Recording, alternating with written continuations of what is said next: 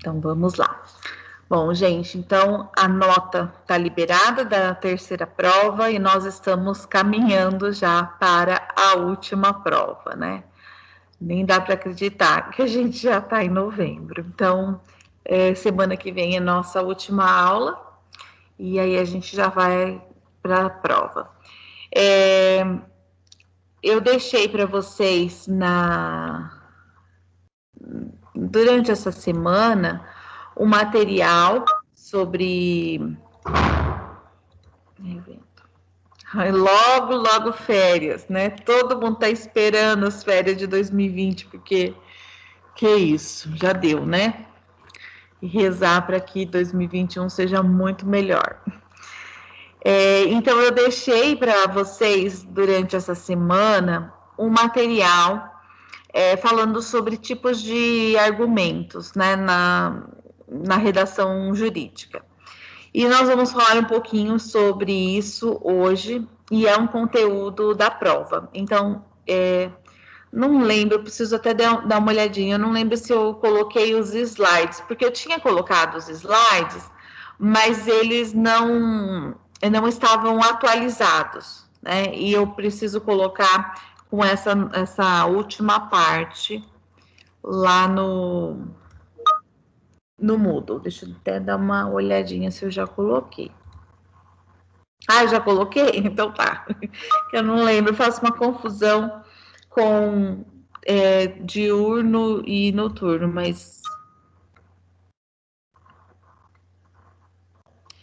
eu acho que eu vou colocar a nova versão, porque acho que o que tá ali é a versão anterior, sem essa última parte. Então, eu coloquei no dia de hoje esse texto, né, sobre tipos de argumentos, e a gente vai falar um pouquinho sobre eles, tá bom?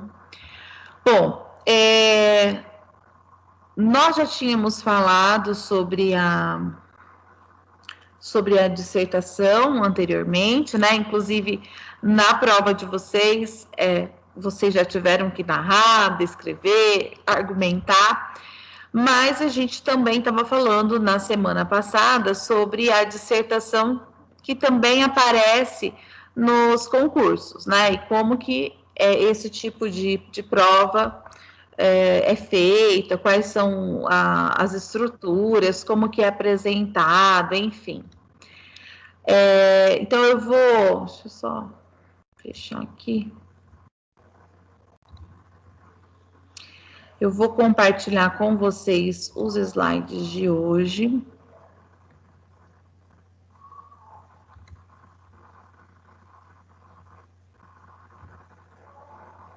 E aí, a gente já... Então, na semana passada, a gente falou sobre como a dissertação aparece no concurso, né? E vimos várias provas, né? Para a gente observar como se dá a proposta de redação, né? Deixa eu só abrir aqui. Bom, tá um pouquinho lerdo. Então, nós vimos que algumas provas, né, como elas são níveis, né, de nível superior, às vezes com um salário maior, né, a exigência é maior, e nós vimos também que algumas redações exigem conhecimento profundo sobre a função, né, pede para dissertar sobre a função que supostamente a pessoa que entrasse no concurso iria exercer. Então, por isso que é tão importante a gente ler edital, né, entender ao certo qual é a função para que possa discutir. E esses textos que eram de cargos maiores, né, com um salário maior, eles também exigiam um fôlego a mais de quem está escrevendo, né, para que você consiga escrever em média ali 50, 60 linhas. Então, são textos mais detalhados. E agora, nesse texto de hoje, que eu coloquei já para vocês lá no Moodle, a gente vai falar sobre alguns argumentos, né, tipos de argumentos que são usados na retórica forense. Então, a gente pensando mesmo na atuação do advogado, né, do promotor, e como que se dá essa escolha pelos argumentos, qual que é o melhor argumento, que deve ser evitado. Então, a gente vai falar sobre os argumentos que são usados com frequência e aqueles que devem ser evitados, né? A menos que você não tenha o que fazer, não tem para onde correr, você acaba apelando para algumas tentativas que nem sempre funcionam, né? Mas é uma estratégia para não ficar quieto. Bom, esses argumentos, eles podem ser tanto do texto escrito quanto do texto oral, né? Então, vai depender muito da situação comunicativa mesmo. E o primeiro tipo de argumento que aparece nessa retórica forense, lembrando que a retórica é a arte de convencer por meio da elaboração do discurso, nós temos o argumento de autoridade. O argumento de autoridade é um argumento muito comum, inclusive para os textos científicos, na monografia, geralmente a gente recorre muito a esse tipo de discurso.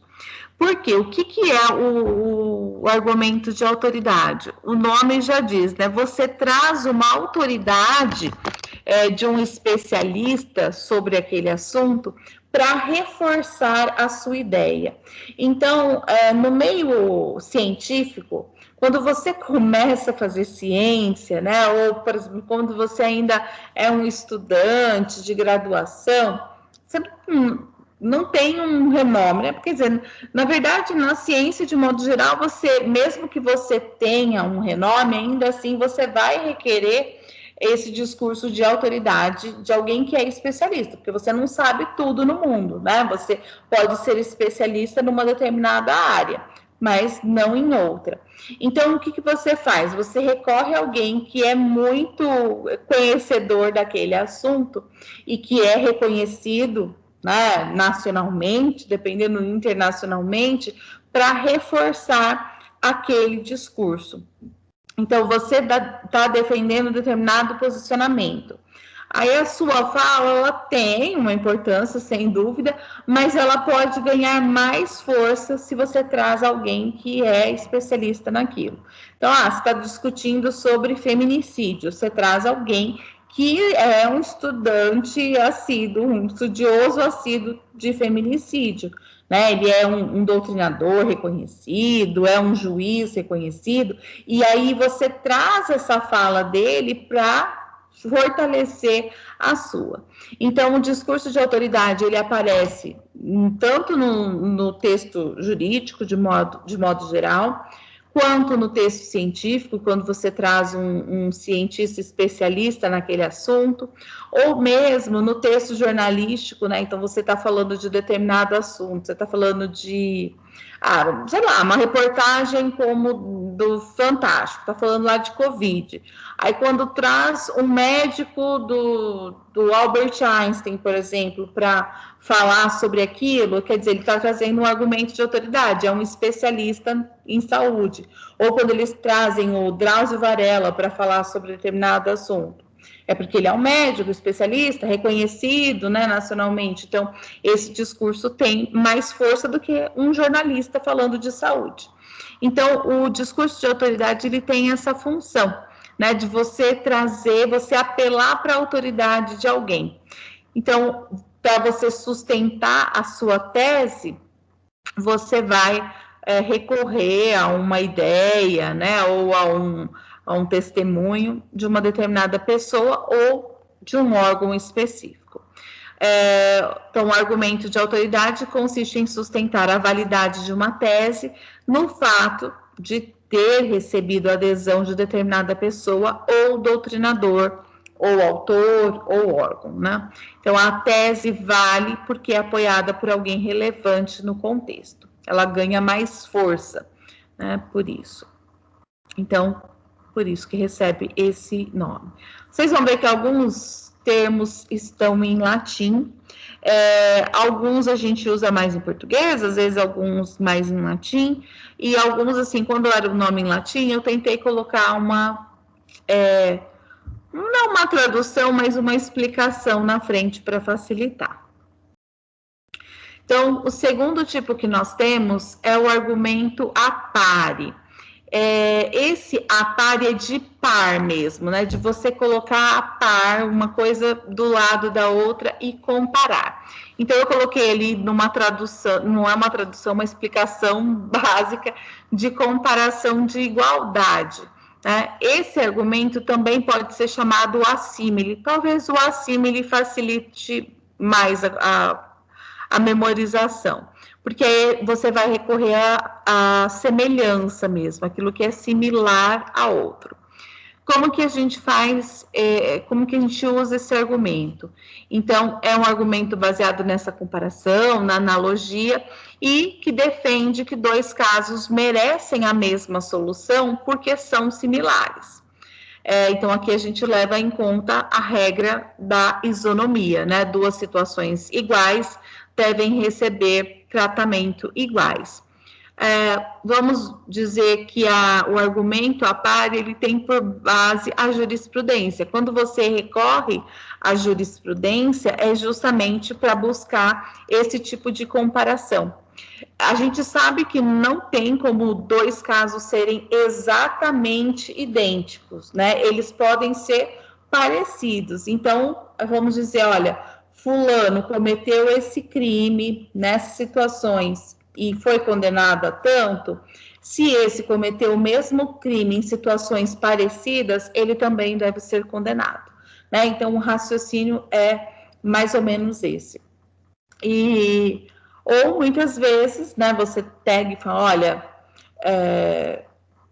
quando o advogado tá ali falando sobre uma causa, olha, uma ação, vamos entrar com essa ação, não vamos entrar, vamos pedir isso, não vamos pedir isso. O que o advogado vai fazer? Vai buscar a jurisprudência. Olha, as pessoas 90% das pessoas que pediram isso, elas conseguiram, então a chance de você conseguir é grande, ou 90% das pessoas não conseguiram, então se você quiser arriscar, tudo bem, né? Então você tem que mostrar por meio dessas comparações para o seu cliente se vale a pena ou não. Em muitos casos, não existe jurisprudência, né? Sempre precisa existir uma. E a partir dela, a gente tem muitas vezes uma aplicação igual aos demais casos. E eu tenho uma amiga que a menina dela vai fazer 3 anos já, e até hoje ela está com uma ação para receber a licença maternidade. Era um caso bem específico, assim, a empresa joga para o Estado joga para, sabe, fica aquela briga, né? E até hoje ela não recebeu, está na justiça e tal, e não havia uma jurisprudência. Assim, para explicar mais ou menos, ela tinha um contrato determinado, né, de um prazo específico, e o prazo encerrou, e aí ela entrou com um pedido no INSS, e o INSS disse que a responsável seria a empresa e não o Estado, enfim, essa briga. E aí, como não tinha, né, um caso semelhante, eles estão esperando um caso de uma outra professora que aconteceu a mesma coisa, servir de parâmetro para os outros. Então, o caso dela sendo deliberado, né, aceito ou não, todos os outros vão acabar recebendo a mesmo resultado, a mesma solução, né? Então, por uma relação de paridade mesmo, né? De semelhança. Então, isso é bastante comum. Cria-se uma jurisprudência e o que estiver ali de semelhante segue a mesma linha. Bom, depois nós temos o argumento a fortiori, que é também um tipo de comparação, porém é aquele com a ideia de com mais força que, né? Então, esse argumento, ele também é baseado numa analogia, né? Numa comparação, assim como o apare. A diferença é que não se apontam as duas hipóteses como simplesmente análogas, mas se afirma que a hipótese proposta é uma forma maior da hipótese paradigma, né? Então, quer dizer, a fortiori significa com razão mais forte. Então, nós temos ali até alguns exemplos, não sei se alguns ajudam, mas o argumento a fortiori pode sempre ser resumido numa fórmula como esta. Se a solução X é adequada para o caso Y, com maior razão deve ser também adequada para o caso Z, que é uma forma mais grave, ou mais evidente, ou mais ampla, mais intensa, enfim, maior, né, do que X. Ou seja, se uma pessoa cometeu, vamos supor, um homicídio, e ela foi condenada a tanto tempo, e o outro cometeu um homicídio, mas tem algum agravante, sei lá, ainda torturou a pessoa, por exemplo, uma coisa assim, resumindo, né? Esse segundo caso, ele tem mais força para ser condenado, quer dizer, ele deve ser condenado ainda pior, né? Ele tem um agravante. Então, eu estabeleço essa relação de comparação do tipo, olha, como que esse caso foi condenado e este que tem mais força, o cara vai ser absolvido, né? Então, você usa esse tipo de estratégia, buscando essa comparação.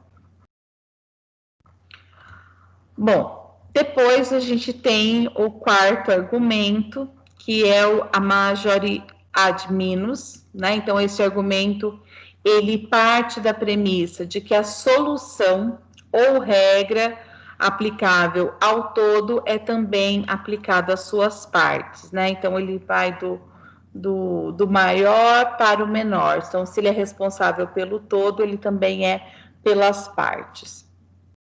Então, nós temos um exemplo aqui: se X foi condenado criminalmente pelo fato, então também deve responder civilmente pelas consequências do fato. Se o fiador é responsável pelo pagamento do principal, então não deve deixar de pagar também os juros. Quer dizer, ele é responsável pela dívida de modo geral, também é pelos juros. Então, ele é responsável pelo maior, é também pelo menor, né? Então, é mais ou menos esse tipo de relação. O quinto argumento é o argumento a contrário senso. Eu coloquei aqui em sentido contrário, né, para tentar traduzir. Então, consiste em concluir que há uma oposição nas consequências com base numa oposição das hipóteses. Então, uma tentativa de criar uma fórmula matemática, né? Então, se a presença da hipótese X leva à consequência Y, então a ausência da hipótese impede a consequência Y. Então, é uma tentativa de estabelecer aquela lógica, a lógica formal, né? Uma lógica direta, assim, da questão. Então, por exemplo, se eu tenho uma hipótese de que a pessoa depois de ter roubado milhões de algo público, por exemplo, no caso de político. Se alguém roubou muito, né, seria a hipótese, a consequência seria, ficou muito rico. Então, na ausência da hipótese, eu não tenho a consequência. Então, por exemplo, se ele não roubou, ele não ficou rico. Então, vamos dizer, ele não tem dinheiro, significa que ele não roubou, né? Você tenta mostrar pela forma contrária. Ou, por exemplo, a pessoa precisaria ter uma motivação para assassinar, né? Então, olha, a intenção era se beneficiar com a herança. Consequência, assassinar. Se ela não se beneficia, não seria uma pessoa a se beneficiar da herança, ela não teria por que matar, né? Então, você estabelece esse tipo de relação para mostrar que não teria lógica a pessoa ter cometido aquilo, né? Se a finalidade seria enriquecer e não enriqueceu, não teria como aquele crime ter ocorrido. Então, uma tentativa de inverter as relações, por isso que é chamado de a contrário senso, né? Depois, nós temos o argumento de número 6, que é um argumento ab absurdum. Esse argumento, ele é muito mais da contra-argumentação, né? Da réplica, porque você tem ali uma tentativa de, a partir do que o outro diz, você busca mostrar o quanto a argumentação do outro é absurda. Então, para isso, você consiste em demonstrar a invalidade de uma tese, pressupondo a verdadeira e mostrando que sua aplicação leva a resultados incongruentes, contraditórios, antijurídicos, inadmissíveis, ou seja, absurdo. Então, trata-se de demonstrar a falsidade de uma afirmação ou a invalidade de uma ideia, mostrando que seus efeitos, desdobramentos ou aplicações práticas contradizem essa mesma ideia ou conduzem ao impossível, ao inadmissível.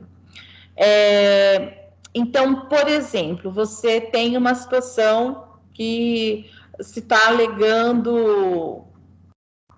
A gente até viu um caso como esse, acho que no texto anterior. Está alegando legítima defesa, por exemplo. Aí você fala, então tá, então quer dizer que o senhor está alegando que foi legítima defesa. Então tá, então vamos considerar que foi legítima defesa. Você parte do princípio de que aquilo é verdade.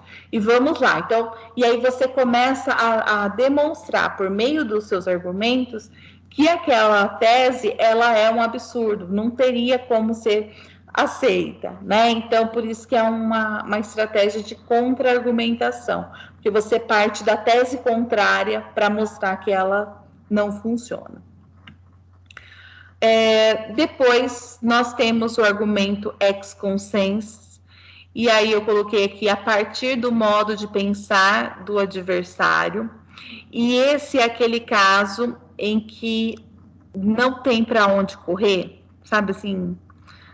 Não tem como você negar. Então, o que você faz? Você concorda com a parte contrária, mas tenta amenizar a situação. Então, trata-se de conceber parte de razão à tese contrária como ponto de partida para sustentar a própria tese. Então, olha, é fato que o réu furtou, né? Quer dizer, não tem, foi pego em flagrante ou... Tem todas as provas ali, não tem como você negar. Então, ele roubou, né? Então, você concorda com a acusação, por exemplo, mas foi um furto de pequeno valor, foi por desespero, porque o filho estava passando fome. Enfim, você tenta amenizar a situação. Ou, olha, matou, sim. Não estou negando que ele matou, mas foi em legítima defesa. Então, eu sempre venho com uma afirmação ali, concordando com a tese contrária, e aí vem um mas, um porém, entretanto, porque aí você tenta amenizar na sequência. Por isso que você parte do adversário e tenta amenizar. Depois, nós temos o argumento de número 8, o argumento a posteriori, que aí você vai pensar com base no que vem depois mesmo, no que é posterior, né? Ou seja, com base nas consequências. Então, essa argumentação propõe comprovar a validade de uma tese pela consequência de sua aplicação. É um caso como... Aqui tem um exemplo, né? Aqui, bom, tem dois exemplos. As estatísticas demonstram, primeiro exemplo, que a criminalidade dita hedionda não diminuiu, e, pelo contrário, aumentou depois da Lei 8.072. Logo, se percebe que a imposição de penas cruéis não reduz a criminalidade. Então, você olha para a consequência. Não houve uma diminuição, significa que a lei tal não foi favorável, quer dizer, punir mais não resolveu o problema, né? Então, você olha nas consequências, a partir das consequências, você considera se aquilo foi favorável ou não, né? Então, a mesma coisa aqui do estelionato, né, milionário. Então, você olha para frente. Ele não está rico, ele não está não sei o quê. Então, eu não tenho como considerar que ele roubou, né? Então, eu olho sempre para a consequência e, a partir da consequência, eu afirmo ou nego o que vem antes, né? Aqui eu já tenho o contrário, eu olho para o que está antes, o que é a priori, né, que seria baseado na causa. Tem que tomar muito cuidado com essa relação de causa e consequência, que às vezes pode confundir. Então, eu tenho pensando aqui, então, é um argumento a causa, que também talvez seja até mais fácil de memorizar, né, que tenha valor, o olhar sobre a motivação. Então, parte das causas para os efeitos baseado na razão. Então, é um raciocínio dedutivo que parte do geral para o particular. Então, X é o mais provável suspeito da morte de Y, porque é o único que tinha motivos para querê-lo morto. Ou seja, você olha para a motivação, olha, ele iria ser um beneficiado com a morte, ele tinha motivos para isso, logo ele matou. Essa estratégia ela é muito comum quando você está procurando suspeitos de um fato, né? Porque aí você vai buscar quem tinha motivação para matar, por exemplo, quem tinha motivação para tal coisa. Você vai começar a levantar e aí você considera quem são os suspeitos, né? Nem sempre essa relação é tão simples assim, mas pode funcionar se for, por exemplo, um caso que você está ali acusando aquela pessoa de realmente ter matado para se beneficiar da herança tal, né? Então, você tem convicção daquilo, você vai partir, tinha motivação, né? Tinha um objetivo com isso. Ou aí você pode até mesmo, isso tudo não é usar um argumento ou outro, você junta tudo, né? Porque aí você pode, olha, a motivação era essa, né? Você pode olhar para a consequência, olha, ele enriqueceu após a morte de tal pessoa, né? Então, você vai usando todos os argumentos possíveis. E o argumento de número 10 é o ad rem, que aí é a premissa calcada numa verdade consensual, como é o caso, por exemplo, do direito à vida, né? Que, pelo menos na nossa sociedade, a gente não tende a questionar, né? Todos têm direito à vida.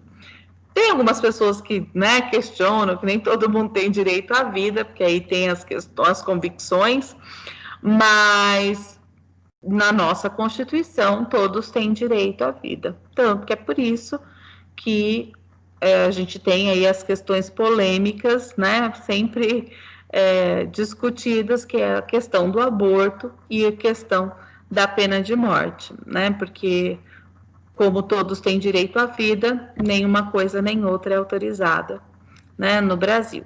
Então, são essas verdades que são consensuais, todo mundo, ninguém vai ficar discutindo, ninguém entre aspas, né? Que a gente sabe que tem gente que discute, mas aqui a gente tem perante a lei, não há discussão.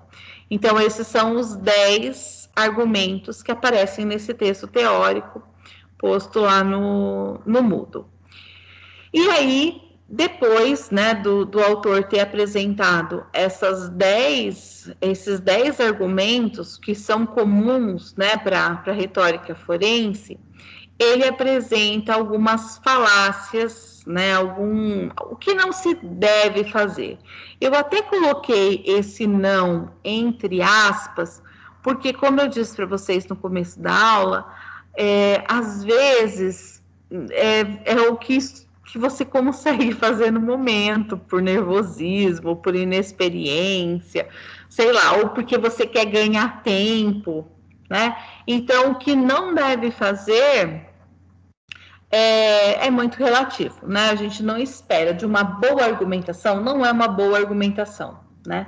Mas, às vezes, é uma estratégia para ganhar tempo, para, né, você conseguir pensar em mais alguma coisa, enquanto você está falando aquele blá, blá, blá ali, você está tentando programar alguma outra informação.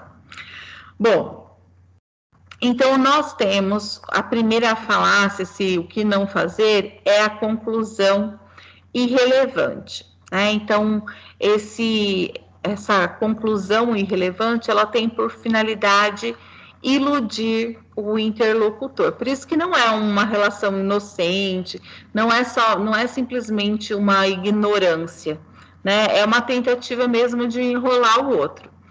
Então, apresentando ali uma conclusão que não tem relação com as premissas apresentadas, né? Então, as premissas não sustentam a conclusão. As premissas podem até ser verdadeiras, mas não levam à conclusão proposta pelo orador. Então, aqui tem um exemplo, o latrocínio é um dos crimes mais horrendos e repugnantes que há. Uma premissa. Aí, um latrocida é sempre alguém perigoso e degenerado. Segunda premissa. Aqui, a pobre vítima deixou na orfandade 16 rebentos. Demais disso, o réu registra extensa folha de antecedentes. Por isso, o réu deve ser condenado. Então, percebam que ele conclui ali, por isso ele deve ser condenado, mas ele não mostra nenhum argumento que prove, que justifique o porquê ele tem que ser condenado. Porque ele fala, o latrocínio é um crime horrendo, ok, é verdadeiro, mas isso não tem relação com o réu tem que ser condenado. Ou, o latrocida é sempre perigoso e degenerado, ele não está provando que o réu é isso. Né?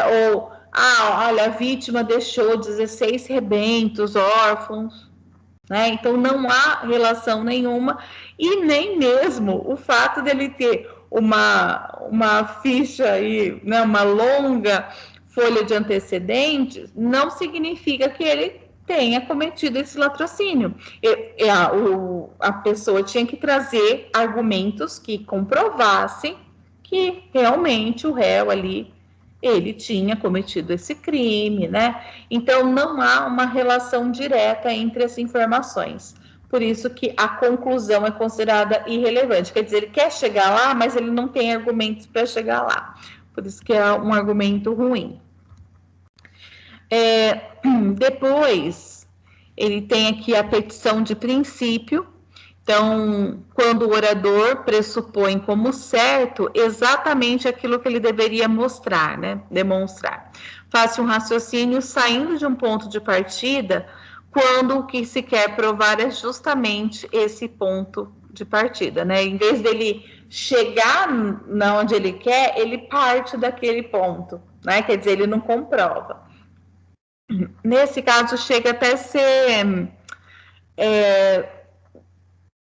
repetitivo, né? Ele sai de um ponto e volta para o mesmo ponto. Então, ele coloca lá, o réu agiu em legítima defesa ao ser agredido pela vítima. A lei diz que o homicídio em legítima defesa não é crime.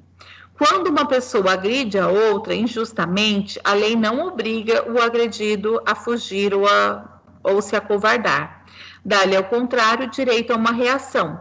Porque o réu, uma vez agredido, deveria deixar a vítima tirar-lhe a vida. A lei não obrigava a isso. Logo, o réu agiu em legítima defesa. De novo, aqui ele está falando da legítima defesa, mas não há nada que comprove. Ele parte do princípio de que todo mundo concorda que foi legítima defesa, né? E, na verdade, o que ele precisa é comprovar justamente esse argumento e não partir dele como verdadeiro, né? Então, a enunciação da tese começa com uma afirmação, porém, fundamentar não é citar, copiar e transcrever. É falar dos casos, dos fatos e principalmente das provas, né? Por que isso seria verdadeiro? Então, por isso que ele não consegue avançar nessa argumentação. O do círculo vicioso, e eu falo que isso é típico, por exemplo, de prova dissertativa, que você não sabe o que você escrever, você roda, roda, roda, e não sai do lugar, né? Você não consegue progredir com a sua argumentação. Então, o ponto de partida, a premissa e a conclusão são apoiados um no outro, formando um círculo entre duas afirmações não demonstradas. Então, a afirmação X é sustentada pela informação Y, que por sua vez só é sustentada pela afirmação X. Uma coisa depende da outra. Então, você roda, roda, roda e não consegue comprovar nenhuma coisa nem a outra. Por isso que é chamado de círculo vicioso. Então, tem até um exemplo aqui. Porque o réu subtraiu a moto. Por que o réu subtraiu a moto? Para fugir de seus perseguidores e salvar-se. Por que estava sendo perseguido? Porque subtraiu a moto. Quer dizer, uma coisa, primeiro ele coloca como causa, depois como consequência e não chega a nenhum lugar.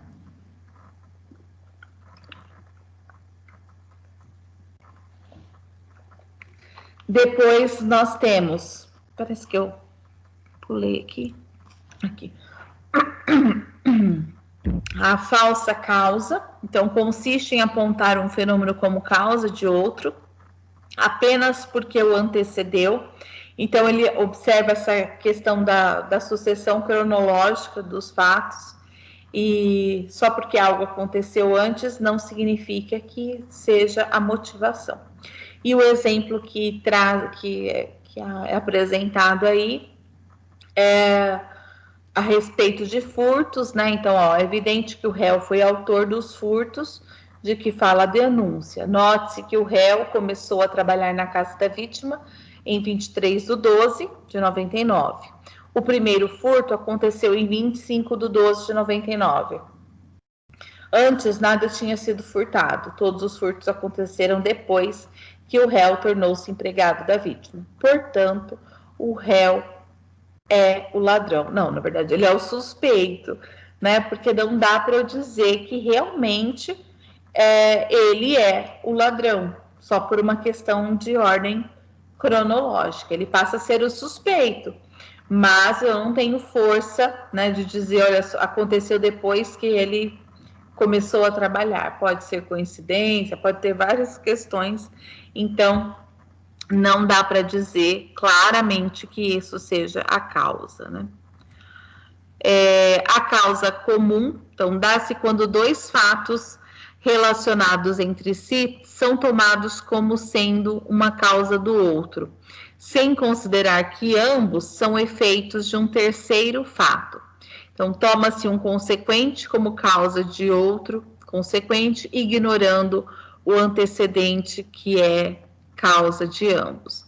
Então, aqui o exemplo é a respeito de um acidente de trânsito, né? Então, ele coloca: a causa do acidente foi a conduta deslocada da vítima, que lançou seu carro para o acostamento e perdeu o controle do conduzido batendo no barranco.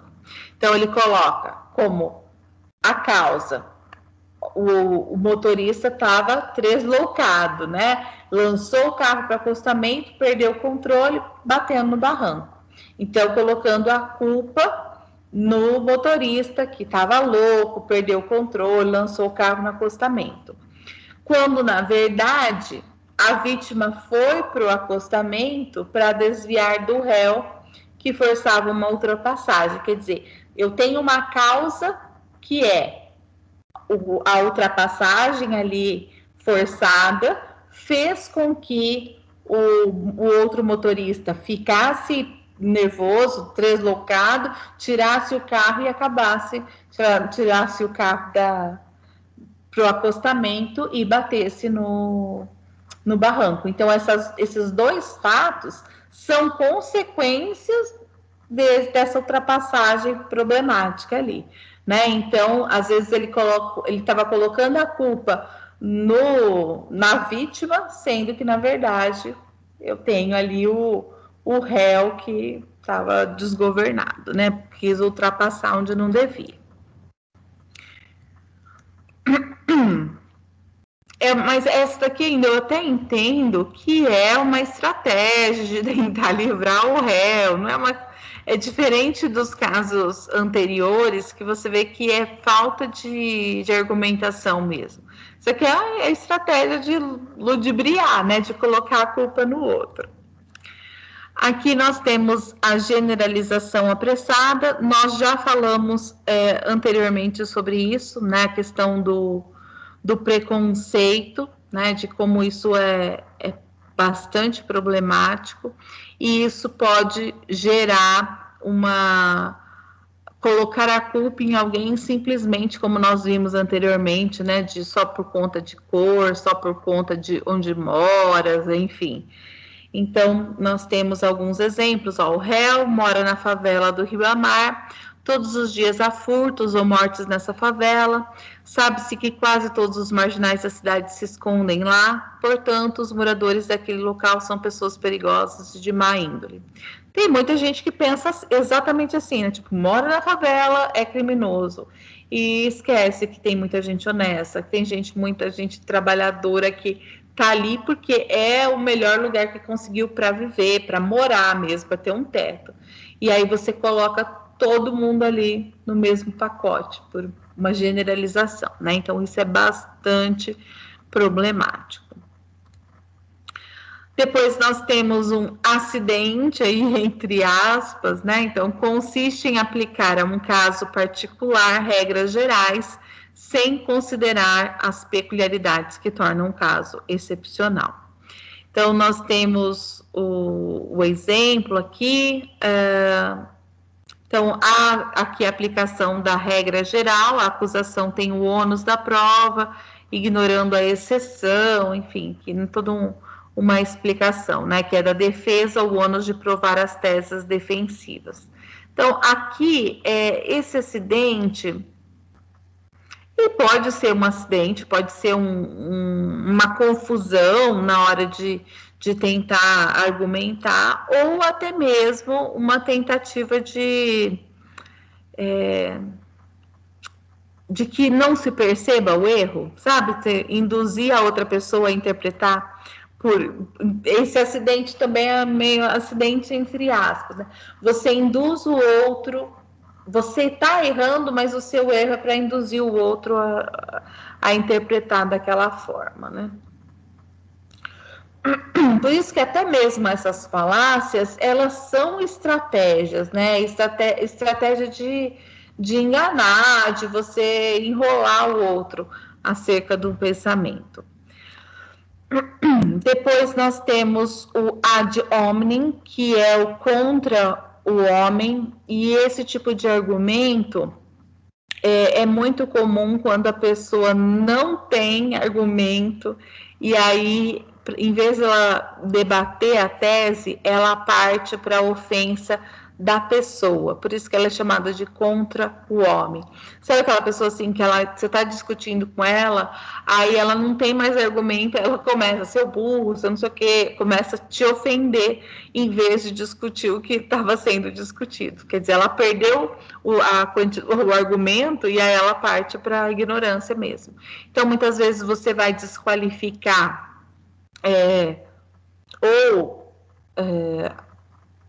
o réu, você vai desqualificar o advogado, né? Você tenta partir para essa desqualificação da outra parte, né? Do próprio homem, em vez de debater os argumentos.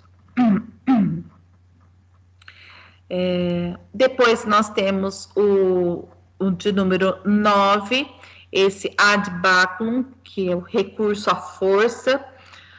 Então, consiste em utilizar a força ou ameaça velada, direta.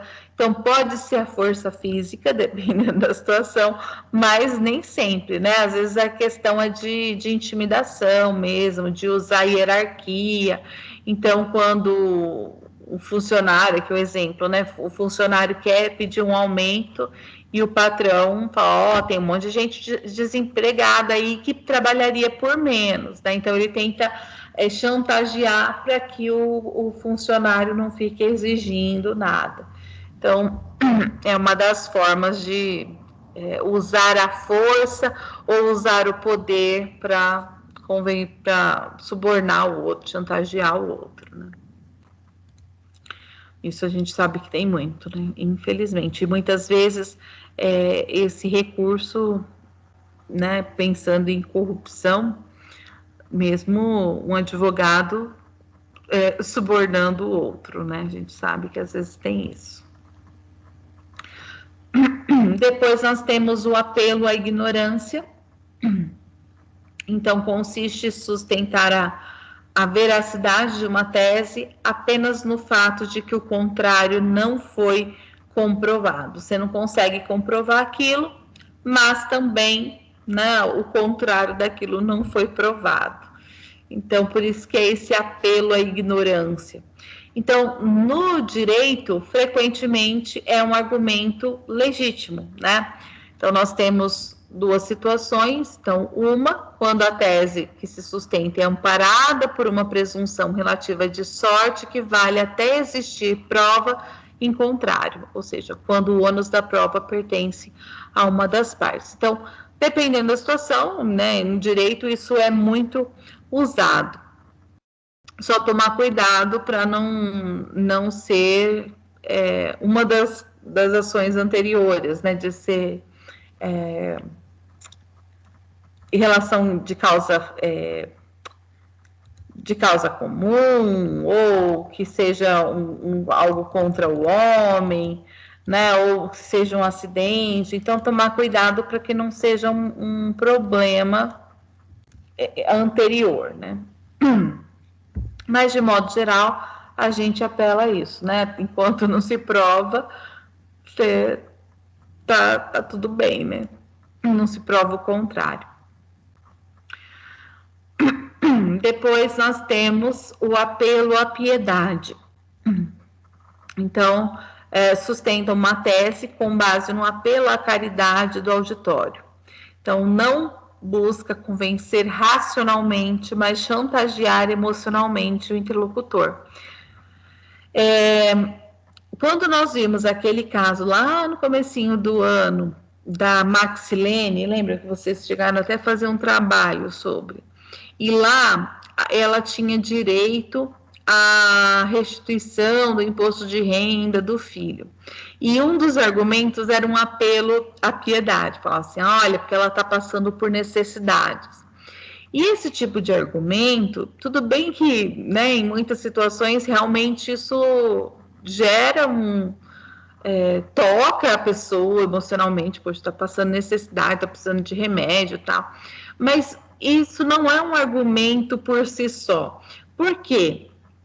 Não era o fato lá da Maxilene, né, ou da mãe da Maxilene, na verdade, o fato dela ter direito à restituição do imposto de renda não estava no fato dela precisar, estava no fato de que ela era pensionista do filho e por si só ela já teria direito, sendo rica, não estando passando necessidade ou estando, se ela tem o direito, é dela, né? Então, tomar cuidado com esse tipo de argumento, porque nem sempre dá para ser assim, né? Se tem direito, tem. Se é culpado, ponto, deve ser condenado, independente do que ele era antes, ser pobre, coitado, deixou filho, qualquer coisa assim. E aqui tem um exemplo, ó. Se este réu for para a cadeia, seus 6 filhos e esposa ficarão na miséria. Condenar este pobre coitado é condenar uma família a morrer à míngua. Você pode realmente, nossa, falar, poxa, os filhos vão passar fome. Mas se ele cometeu o crime, ele tem que ser condenado, independente dele ser o sustento da família, independente se os filhos vão ter que ir para casa-abrigo. Se ele foi culpado por aquilo, ele tem que ser punido. Senão, a gente vai começar a relativizar, né, todas as situações de crime, porque sempre vai ter algum tipo de, os filhos, né, a esposa, os pais, sempre vai ter alguém que vai ser prejudicado. O equívoco, e o equívoco, ele é um equívoco um uso inadequado de uma palavra. Então, consiste em empregar uma expressão que tem mais de um sentido em sentido impróprio, ou numa frase ambígua, a fim de confundir o interlocutor. Então, por isso que eu disse que não é nada inocente, não é assim, nossa, que ignorante. É tudo muito bem pensado, né? Então, o Tribunal de Justiça já declarou que o juiz fulano não tem competência para julgar a causa X. O fato de não ter competência para julgar aquilo é muitas vezes porque ele não pode, né? Tem alguma coisa que impede. Aí, como que o advogado usa esse não tem competência? Portanto, como já dissemos antes, o juiz fulano é uma pessoa reconhecidamente incompetente. Não ter competência para algo é diferente de ser incompetente. Por quê? Competência, o incompetente é quase uma ofensa, né? Tipo, é alguém que não serve para nada. E não é. Quando você diz não tem competência para avaliar tal trabalho, porque você não é especialista naquilo, né? Então, há um uso de uma palavra, então aqui a expressão competência, ela saiu do seu significado técnico, de não ser competência, não ter competência para julgar o caso, para o significado vulgar de ser um incompetente, quer dizer, de não servir para nada, né? De partir para a ofensa.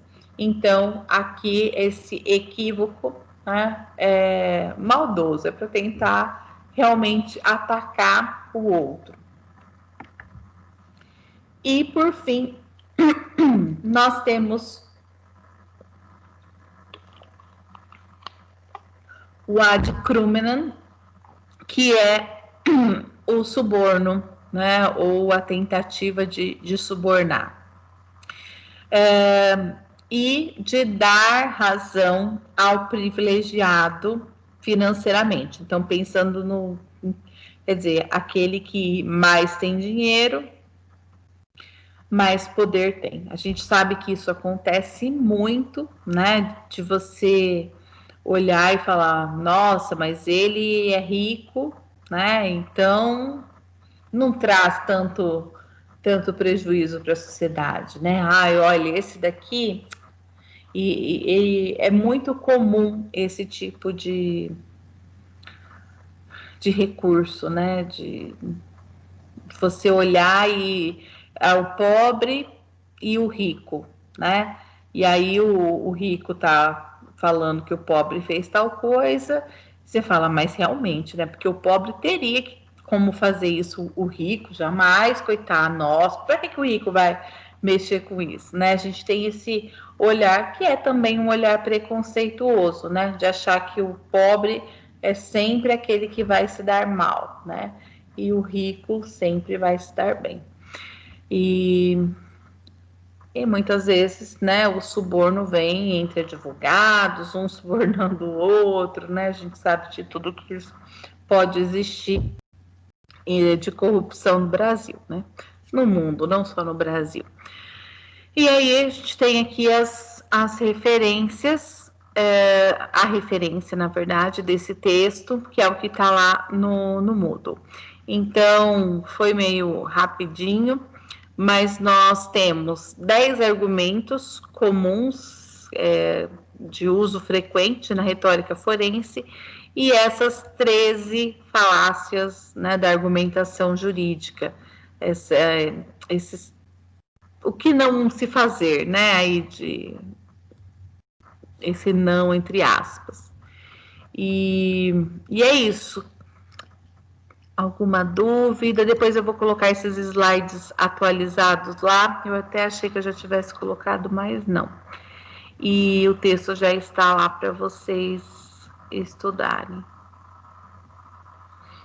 Alguma questão? Algum comentário?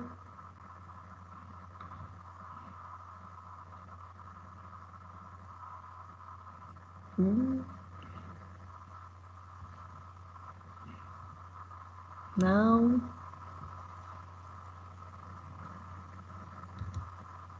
Estão acordados? Professora, por mim tá tudo bem. Professora, por mim tá tranquilo?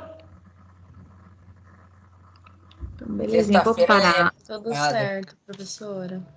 Né? Sexta-feira, com esse tempinho, vou parar a gravação aqui. Tem gente que já não deve mais estar entre nós, não. Né?